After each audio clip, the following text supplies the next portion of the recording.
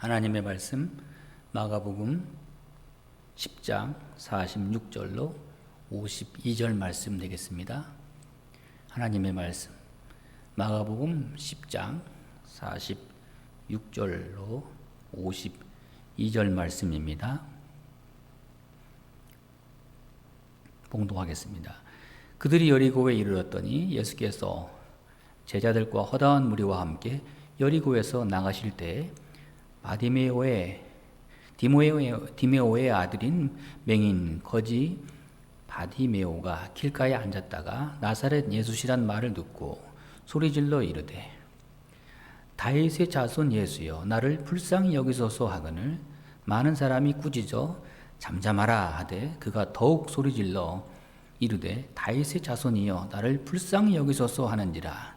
예수께서 머물러 서서 그를 부르라 하시니 그들이 그 맹인을 부르며 이르되 안심하고 일어나라 그가 너를 부르신다 하매 맹인이 겉옷을 내버리고 뛰어 일어나 예수께 나아오거늘 예수께서 말씀하여 이르시되 내게 무엇을 하여 주기를 원하느냐. 맹인이 이르되 선생님이여 보기를 원하나이다. 예수께서 이르시되 가라 내 믿음이 너를 구원하였느니라 하시니 그가 곧 보게 되어 예수를 길에서 따르니라. 여리고에 예수님께서 도착을 했을 때 디메오의 아들 바디메오가 있었습니다. 바디메오는 맹인이었습니다. 가난하고 먹고 살기 힘든 처지였습니다. 항상 구걸하는 사람이었습니다. 예수님께서 지나가실 때 바디메오가 길가에 앉아 구걸하고 있었습니다. 바디메오는 이제 평생 처음이자 어쩌면 마지막이 될 기회를 맞이하게 됩니다. 왜냐하면 예수님께서 자기 앞을 지나가시는 것을 알고 이 마지막 기회를 내가 놓치지 않아야 되겠다. 그렇게 굳게 결심한 것입니다. 그렇습니다. 우리 믿음 생활에 있어서 기회란 항상 있는 것이 아닙니다. 기회를 놓치게 되면 평생 후회하게 됩니다. 바디메오는 절박한 마음으로 주님을 붙잡았습니다. 주님의 걸음을 멈추게 했습니다. 이와 같이 우리의 믿음 생활에 이러한 적극적인 기회를 내 것으로 만드는 그러한 믿음이 우리에게 있기를 바랍니다. 바디메오는 어떻게 예수님의 길을 멈추게 했습니까? 예수님의 걸음을 멈추게 했습니까? 그는 부르짖습니다. 다윗의 자손이여 나를 불쌍히 여기소서. 바디메오는 예수를 다윗의 자손으로 믿고 부른 것입니다. 이 다윗의 자손, 예수님의 별명이 뭡니까? 다윗의 후손, 다윗의 자손, 메시아라는 뜻이죠. 하나님은 구약의 나단 선지자를 통해서 다윗에게 언약을 세웠습니다. 사무엘하 7장 12절 말씀 보면 내 수완이 차서 내 조상들과 함께 누울 때 내가 내 몸에서 날 내 씨를 내 뒤에 세워 그의 나라를 견고하게 하리라. 그렇습니다.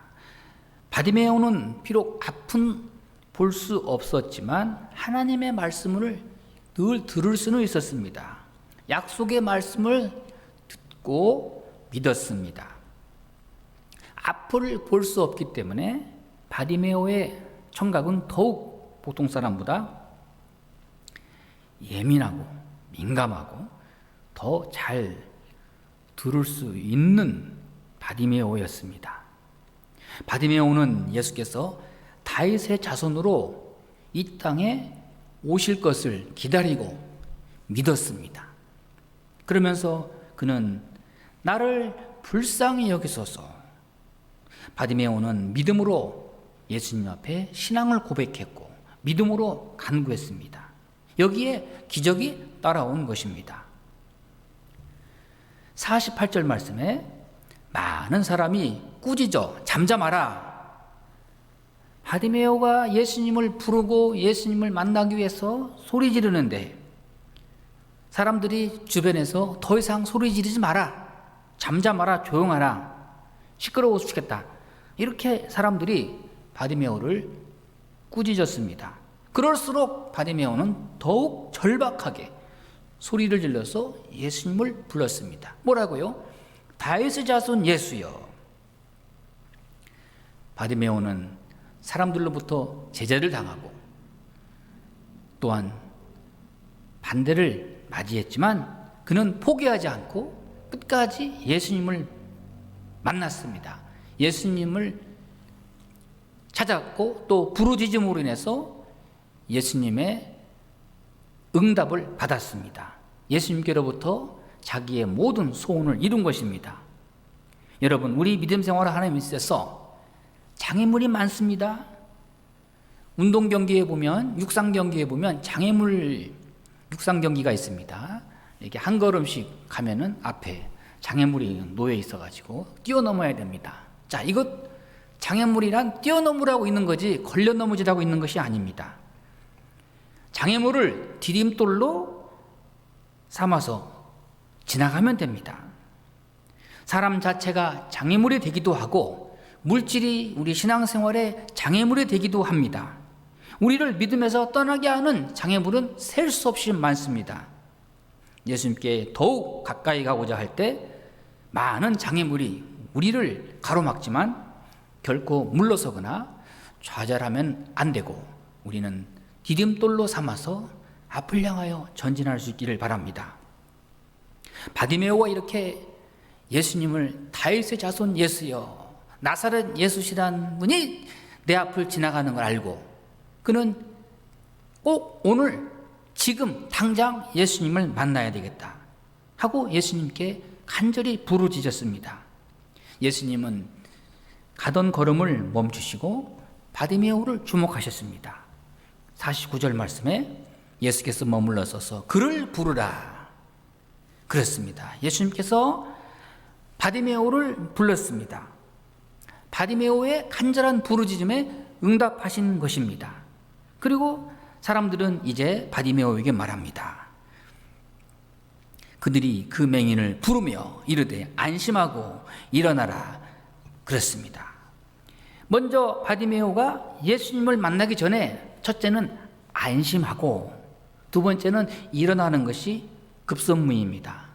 마음의 안심, 믿고 용기를 가져야 합니다. 그리고 또한 일어나야 됩니다. 그냥 구걸하던 그 모습 그대로 주저앉아 있으면 예수님을 만날 수가 없습니다. 그러나 바디메오는 지체하지 않고 마음의 용기를 가지고 그리고 벌떡 일어났습니다. 이와 같이 먼저 믿고 순종하는 것이 있어야 합니다. 순종이 먼저입니다. 그리고 우리의 간구는 두 번째입니다. 순종이 제사보다 낫다. 그렇습니다. 바디메오는 이제 예수님을 만나기 위해서 걸치고 있던 누더기 옷, 오늘 말씀에 겉옷을 내버리고 뛰어 일어나 예수께 나오거늘. 이 얼마나 적극적인 신앙인의 모습입니까? 유대 땅에는 낮에는 엄청 덥고 밤에는 또 몹시 춥고 일교차가 심하기 때문에 자기에게 맞는 겉옷을 꼭 걸치고 다닙니다. 낮에는 자기의 몸을 더위로부터 보호해주고 또 밤에는 추위로부터 보호해주는 이불로 사용하는 것이 겉옷입니다. 더군다나 바디메오에게는 이 겉옷이란 자기의 구걸을 할 때, 자기가 구걸을 할 때 자기의 그 가난함과 그 불쌍한 모습을 상징하는 바로 이 겉옷. 그런데 예수님께서 부르실 때 바디메오는 걸치고 있던 이 겉옷을 미련 없이 과감하게 내버렸습니다. 다시는 이 옷을 입지 않을 것 같은 굳은 마음으로, 다시는 구걸하지 않을 사람으로, 그리고 앞을 바라봤습니다. 다시는 거지 바디메오 과거의 신분으로 돌아가지 않을 것이라는 확실한 믿음을 가지고 걸치고 있던 겉옷을 내버렸습니다. 여러분, 우리가 예수님을 만나기까지 전에 걸치고 있었던 겉옷이 아직도 있나요? 좀 깨끗이 버려버려야 합니다. 아직도 옛 과거, 옛 후회, 또한 아쉬움, 미련, 이런 신분에 대한, 과거에 대한 얽매임, 단호히 깨끗이 버려버려야 합니다. 던져버려야 합니다. 흔적도 남기지 않도록 깨끗이 지워버려야 합니다. 바디메오는 그렇게 했습니다. 이제 예수님께서 바디메오에게 묻습니다. 51절 말씀에 내게 무엇을 하여 주기를 원하느냐. 바디메오는 단호하게 망설임 없이 선생님이여 보기를 원하나이다. 자기가 가지고 있던 그 평생의 소원, 오늘 반드시 이루어질 것을 믿고 보기를 원하나이다. 그렇습니다. 그는 예수님 앞에 재물을 원한 것도 아니고 부귀영화를 원한 것도 아니고 오직 보기를 원합니다. 여러분, 우리도 이와 같은 간절한 소원을 가지고 살아갈 때 우리가 우리의 소원이 하나님 앞에 응답을 받는 것입니다.